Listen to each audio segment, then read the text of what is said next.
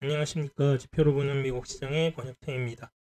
25년 9월 첫째 주 보도록 하겠습니다. 일단 지난주에 M2 지표 발표가 있었습니다.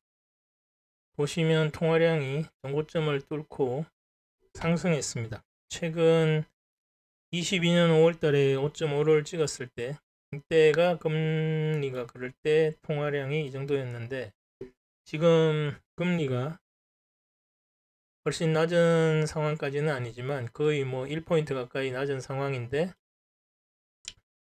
M2는 그냥 전고점을 넘어버린 겁니다. 이러면 당연히 이제 경제에 뭔가 좀 인플레이션도 많이 오고 물가도 많이 상승하고 부동산도 많이 오르고 그렇게 되어야 되는데 금리가 워낙에 지금 제약적인 상황이라는 게 지금 실물 경제 전체가 부동산 가격도 그렇고 계속 안정 하향화되고 있는 상황입니다. 일단 M2가 주는 영향이 실제로 이제 금리 덕분에 많이 약화되었다고 보시는 게 맞을 듯 합니다. 그 와중에 이제 브래드북 소매 판매는 잘 나오고 있습니다. 계속 뭐 이 정도 돈을 풀어주니까 당연히 뭐 지갑이 계속 어느 정도 여유가 있고 지표로도 이제 셀러리라든가 이런 것들이 꾸준히 상승하고 있으며 나머지도 계속 호조를 보이고 있습니다. 그러니까 중산층 이상은 계속 좋은 상황인 거죠. 30년 담보대출 금리, 그러니까 장기적으로 보는 이런 모기지 금리도 거의 변동 없이 계속 3조째 횡보하고 있습니다. 이게 이제 뭐 금리 하락에 대한 예측도 있고 아니면 물가 상승에 대한 것도 있어서 좀 지금 단기적으로는 그런 상황이지만 장기적으로는 이제 워낙에 금리가 고금리 상황이 지속되고 있어서 계속 횡보한다고 보시면 될 듯 합니다. 그리고 말씀드린 것처럼 주택가격지수도 계속 안정화되고 있습니다. 케이스 실러 주택가격지수도 그렇고 이런 하우스 프라이스 인덱스 이런 것들도 계속 안정화되고 있습니다. 파월 의장이 강하게 금리를 계속 안 내린다고 하셔서 금리에 대해 가지고 이제 시장도 어느 정도 이제 좀 단념한 거죠. 그리고 유동성은 재무부에서 계속 풀고 있는데 그게 그렇게 강한 제약적인 금리 수준에서 아직 뭐 그렇게 경제에 영향을 미치는 게 예전만 못한 거라고 보시면 될 듯 합니다. 물론 이제 이게 다 뭐 미국의 은행 시스템에 제약이 많이 있죠. 뭐 준비금도 평년 수준 훨씬 이상으로 가지고 가도록 지금 뭐 제약적으로 하고 있고 뭐 스테이블 코인이나 이런 걸로 채권을 계속 발행해서 늘리고 있음에도 불구하고 아직까지는 뭐 통화량 때문에 문제가 되고 있지는 않은 상황입니다. GDP도 그래서 계속 좋게 나오고 있습니다. 예상보다 0.3%나 더 좋게 나왔습니다. 1분기나 2분기 나오는 것들이 뭐 수입량 때문에 좀 왜곡돼 가지고 나온 게 있는데 이게 지금은 어느 정도 다 들어와 있어서 계속 미국 내부에서 생산을 좀 돌아가고 있는 듯한 모양입니다.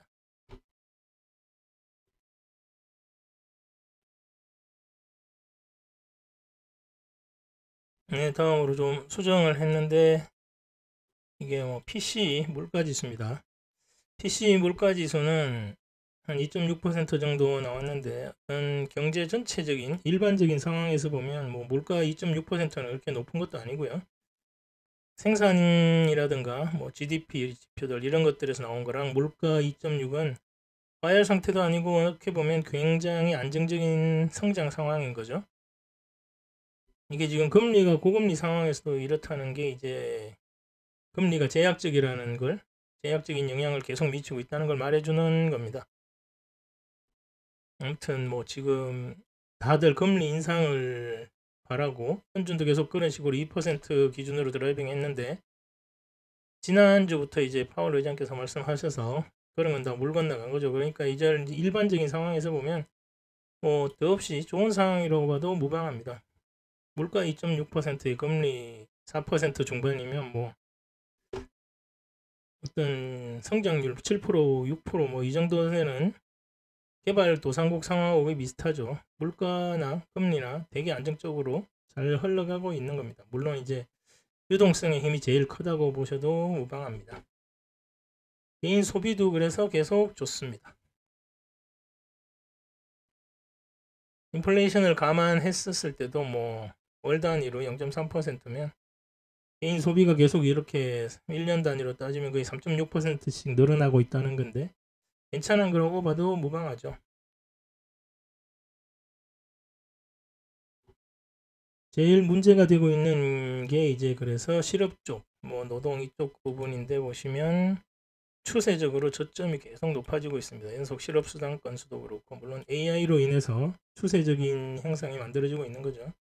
신규 실업 수당 신청 건수도 똑같습니다. 여기도 보면 저점이 지속적으로 계속 이렇게 높아지고 있는 상황입니다. 그래서 큰 그림을 보면 2% 물가 기준 폐쇄한 뒤로 일반적인 경제 상황을 보면 물가 대충 한 2.6이고 경제 성장 3%대 이상이고 그러면 이제 금리 내리지 못할 상황이 아닌 거죠. 금리를 뭐 충분히 내릴 수 있습니다. 그러면 걱정이 되던 이제 물가도 2% 기준을 벗어나서 자유롭게 되었고 실업 쪽은 계속 AI로 인해서 저점이 높아지고 문제까지 수준은 아니지만 경제 전반이 괜찮기 때문에 소득과 소비가 다 늘어나고 있는 상황입니다. 그래서 지금으로 봐서는 뭐 물가나 이런 걸 좀 염려가 되긴 하지만 경제 성장을 비추어 볼 때 전혀 문제될 소지는 있는 문제는 아닙니다.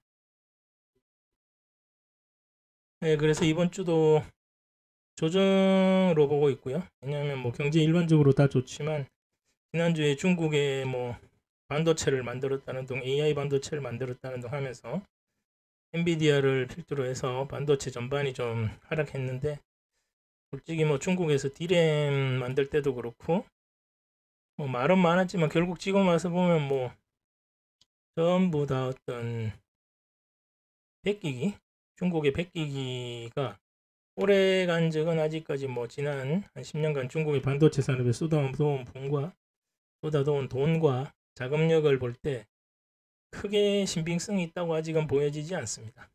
구체적으로 어느 때부터 생산해가지고 나온 게 청사진에 있는 것도 아니고요. 그래서 이건 이제 좀 단기적인 문제가 되지 않을까 그렇게 보고 있습니다. 실업 관련 지표들은 지속적으로 악화되는 상황이고요. 악화라기보다는 좀 계속 AI 때문에 이런 건 좀 이렇게 계속 좀 심화된다고 보는 게 맞겠습니다. M2가 전고점을 넘어서서 이게 뭐 은행에서 지금처럼 돈이 풀려 나올 상황이 되면 그것도 아마 몇 달 후나 되겠지만 은행에 대한 규제나 이런 것들이 다 풀리고 나서 아직은 뭐 크게 문제될 것으로 보지는 않습니다. 그리고 제일 중요한 게 통합팽창 정책이 지속되고 이 얘기는 결국 금융산업이나 뭐 주식시장 전반에 도움이 되는 얘기죠. 그래서 다음 주는 잠깐 반도체 산업 영향력 때문에 조정이 왔다가 다시 조정해서 사는 자금력이 풍부하기 때문에 반등하는 그런 쪽으로 시장이 흘러갈 거라고 보고 있습니다. 네, 감사합니다. 마치겠습니다.